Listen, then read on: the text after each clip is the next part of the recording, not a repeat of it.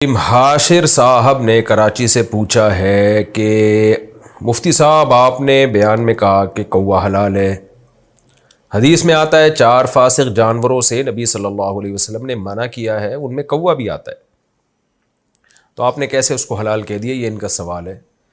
میں نے عام کوے کو حلال نہیں کہا، میں نے کہا تھا کہ کوے کو اگر باندھ کے رکھا جائے، کچھ دن تک اس کو صاف ستھری غذا کھلائی جائے، دانہ کھلایا جائے تو ہوتا ہے حلال وہ۔ اچھا، یہ میں نے مسئلہ جب بتایا تو بعض فتنہ پرست لوگوں نے بھی مذاق اڑایا، اور کمنٹس میں بھی بعض لوگوں نے بڑا مذاق اڑایا ہوا ہے۔ اور کچھ دن پہلے ایک صاحب آئے لندن سے، کہنے لگے کہ مفتی صاحب کا جب یہ ہم نے بیان سنا اور تو دل بہت بد دل ہو گیا، اور ایک صاحب نے تو یہاں تک کہا، مذاق اس پہ اڑایا کہ واہ واہ، ایک حرام جانور ہے، اسے باندھ کے صاف غذا کھلائیں گے تو وہ حلال ہو جائے گا۔ یہ بھی کمنٹس میں کسی نے مذاق اڑایا ہوا تھا۔ تو پہلی بات تو یہ کہ جس حدیث میں کوے کو حرام کہا، وہ فاسق کہا گیا ہے نا، فاسق، تو اس میں صحیح مسلم کے پورے الفاظ ہیں الابقا، پوری جو روایت ہے اس میں وہ غراب جو الابقا ہو، اور ابقا اس غراب کو کہتے ہیں کہ الذی فی ظہرہ او بطنہ بیاض، جس کے پیٹ کی طرف یا پشت کی طرف سفیدی ہو، وہ گندگی کھاتا تھا۔ تو اس لیے علماء نے لکھا ہے، ابن قدامہ حنبلی رحمہ اللہ تعالیٰ کے آپ مغنی ابن قدامہ اٹھائیں تو انہوں نے لکھا ہے کہ اتفق العلماء علی اخراج الغراب الصغیر الذی یاکل الحب، کہ جو کوا صرف دانہ کھاتا ہے اس کوے کو اس حدیث سے مستثنیٰ کیا گیا ہے۔ اتفق العلماء، اس پر علماء کا اتفاق ہے، اجماعی مسئلہ ہے یہ، تو اجماع خود ایک حجت ہوتی ہے۔ تو کوا اپنی وضع کے اعتبار سے ان جانوروں میں سے ہے جو درندے نہیں ہیں۔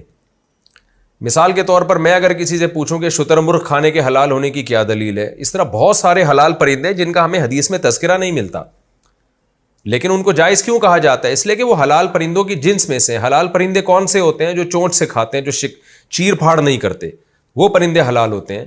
تو اور جو درندے ہوتے ہیں جو باقاعدہ اپنے پنجوں سے پکڑتے ہیں، شکار اس طرح سے کرتے ہیں، گوشت خور ہوتے ہیں، تو وہ پرندے حرام ہیں۔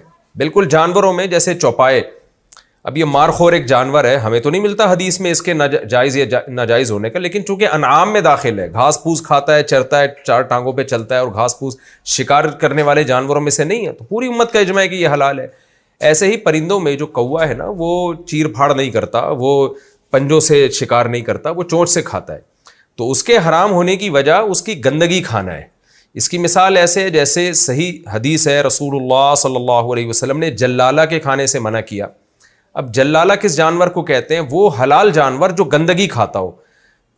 تو جیسے گائے ہے یا مرغی ہے، اگر یہ مرغی بھی بہت زیادہ گند میں منہ مارنے لگے تو یہ کھانا بھی جائز نہیں ہے، اور اس کی علامت ہے کہ اس کی گوشت میں اسمیل پیدا ہو جائے۔ تو اس کے بارے میں سب کا اتفاق ہے کہ مرغی کو کم سے کم 3 دن، جو جلالہ مرغی ہو نا، جو ہر وقت گند کھاتی ہے، اس کو کم سے کم 3 دن تک صاف ستھری غذا کھلائی جائے گی، اس کے بعد اس کو ذبح کر کے آپ کھا سکتے ہیں۔ اور جو گائے ہے یا بیل ہے، جو بڑے جانور ہے، اگر وہ گندگی کھاتے ہوں اور ہر وقت گندگی میں منہ مارتے ہوں، جیسے کہ آپ کراچی میں دیکھ لیں، یہاں پہ جو پورے ریوڑ کچرا کھلا رہے ہوتے ہیں ان کو، ان کے گوشت میں سے اسمیل آ رہی ہوتی ہے، تو اس جانور کا کھانا حلال ہونے کے باوجود جائز نہیں ہے۔ تو اس کی مدت ہے 40 دن، 40 دن تک آپ اس کو اچھی غذا کھلائیں گے تو پھر وہ کھانا آپ کے لیے حلال ہوگا۔ تو جس نے مذاق اڑانا ہے تو اس کا بھی مذاق اڑائے کہ یہ کیا بات ہے کہ مرغی کو 3 دن تک، تمام فقہا لکھتے ہیں کہ 3 دن تک اس کو بند کر کے رکھا جائے گا اور پھر حلال چیز کھلائی جائے گی، تو وہ مرغی، کیونکہ اصل وضع کے اعتبار سے مرغی حلال تھی، گند کھانے کی وجہ سے اس کو ناجائز کہا جا رہا ہے۔ تو جب گند کھانا چھڑا دیں گے تو ظاہر ہے اس کی کوئی نہ کوئی مدت تو ہوگی نا، تو جب تک گند کھانا اس کو چھڑاتے نہیں ہیں وہ آپ کے لیے جائز نہیں ہوگا۔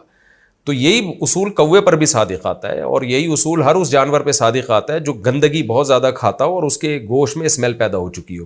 تو اپنی اصل وضع کے اعتبار سے ایک چیز جائز ہوتی ہے، کسی عارضے کی وجہ سے ناجائز ہو جاتی ہے۔ رہا یہ مسئلہ، لوگ اس پر بھی اعتراض کرتے ہیں کہ پھر کوے کھانا شروع کر دو، تو ہمارے پاس بہت ساری چیزیں کھانے کی دوسری ہیں، ہمیں ضرورت نہیں ہے کہ ہم کووں کو باندھ کے ڈڑبوں میں حلال کھلائیں اور پھر اس کا گوشت کھائیں۔ حلال بہت سارے اور جانور بھی ہیں، لیکن انسان کو طبی طور پر ان کی طرف میلان نہیں ہوتا، اس لیے کھاتا نہیں ہے۔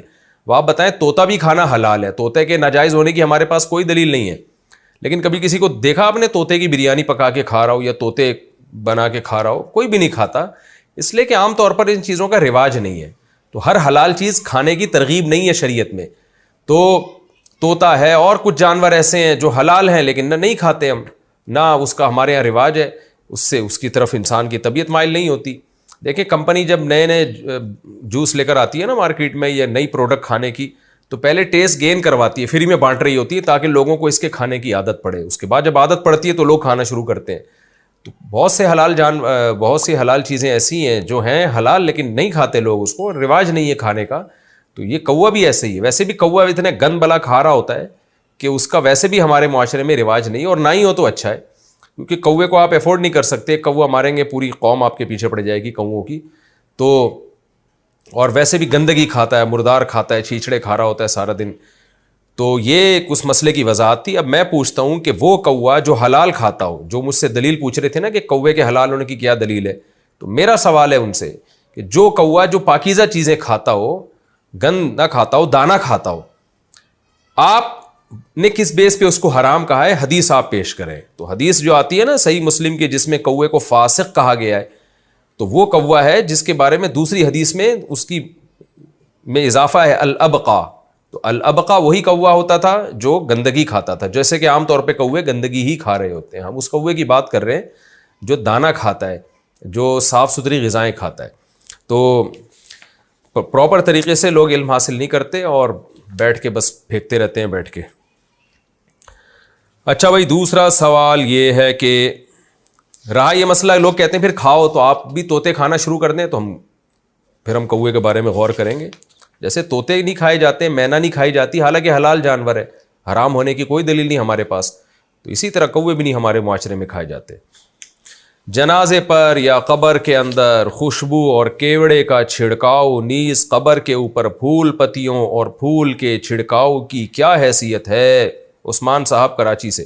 جو کوے کے بارے میں نے مسئلہ بتایا تھا نا، تو ایک صاحب ہے، ان کا کام ہی یہی ہے کہ فوراً بچوں کی طرح ان کو، جیسے بچے کے ہاتھ میں جھنجھنا آ جائے نا تو فوراً جھنجھنا بجانا شروع کر دیتا ہے. تو ایسے ہی ایک محترم ہے مشہور، ان کا کام ہی یہی ہے کہ جب بھی کوئی ایسی چیز ملے گی تو ان کو ایسا لگتا ہے جیسے جھنجھنا آ گیا، ایک تماشا اور مذاق اڑانے کا ان کو موقع مل گیا. تو یہ ان پہ ہی سوٹ کرتا ہے. عام لوگ ان تمام دوائیں بچوں کی پہنچ سے دور رکھیں. جنازے پر یا قبر کے اندر خوشبو اور کیوڑے کا چھڑکاؤ، نیز قبر کے اوپر پھول پتیوں اور پھول کے چھڑکاؤ کی کیا حیثیت ہے؟ عثمان صاحب کراچی سے. بالکل ناجائز ہے، حرام ہے. صرف میت پہ، کفن پہ آپ خوشبو لگا سکتے ہیں. قبر کے اندر خوشبو چھڑکنا یا قبر کے اوپر پھول ڈالنا، اس کی شریعت میں کوئی حیثیت نہیں ہے. اسلاف سے یہ عمل ثابت نہیں ہے. میت کی جتنی جو کرنے کے کام ہیں وہ توقیفی ہیں. جس چیز پر حدیث ہوگی اور صحابہ اور تابعین کا عمل ہوگا اسلاف کا، اس کو تو ہم فالو کریں گے. اس کے علاوہ اپنی طرف سے کچھ بھی کریں گے تو وہ عمل جائز نہیں، یا تو بدعت کہلائے گا یا ناجائز رسم کہلائے گی. اس لیے اس سے اجتناب کرنا ضروری ہے.